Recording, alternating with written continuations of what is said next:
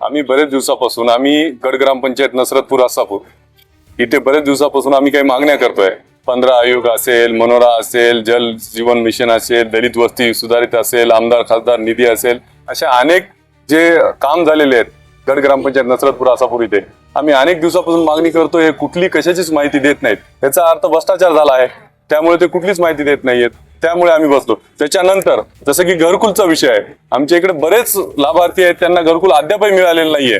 तर आतापर्यंत त्यांना घरकुल का नाही मिळालं? 40-40 वर्ष आहेत त्यांना आणि घरकुल मिळालं नाहीये. तर मग ते ज्याला मिळालंय त्यांच्याकडे घरकुलच आलेलं नाहीये.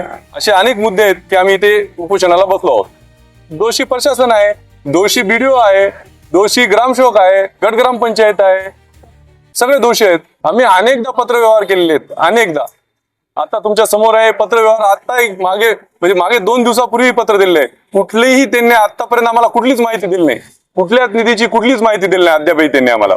तुम्ही उपोषण केलं, तुम्हाला जीव मारतो म्हणणे, बाकी लोकांना येत असतील तर त्यांना शिव्या देणे, जाऊ नका म्हणून सांगणे. आम्ही माननीय कलेक्टर साहेबांना दिले, माननीय CO मॅडमला दिले, माननीय तहसीलदार साहेबांना दिले, माननीय आपलं जे BDO साहेब आहेत त्यांना दिलं. इव्हन आम्ही ग्रामसेवकाला सुद्धा आम्ही निवेदन दिले. तीव्र भूमिका घेऊ. आज तर आम्ही गावातून काही लोक आलो, त्याच्या पुढे पूर्ण गाव येऊन आम्ही पंचायत समितीमध्ये बसू. आमच्या टोटल 14 मागण्या आहेत ग्रामपंचायतच्या लेवलला.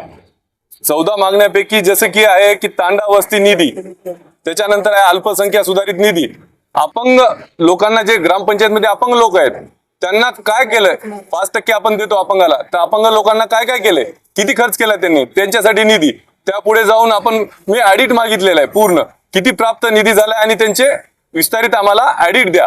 हे कुठलंही त्यांनी दिलेलं नाहीये, अद्यापही दिलेलं नाहीये.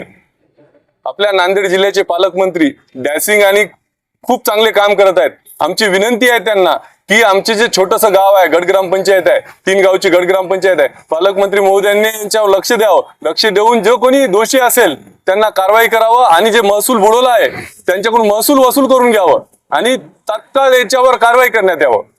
मी सविता ज्ञानेश्वर डुबुकवाड, राहते नवीन आसापूर, नांदेड.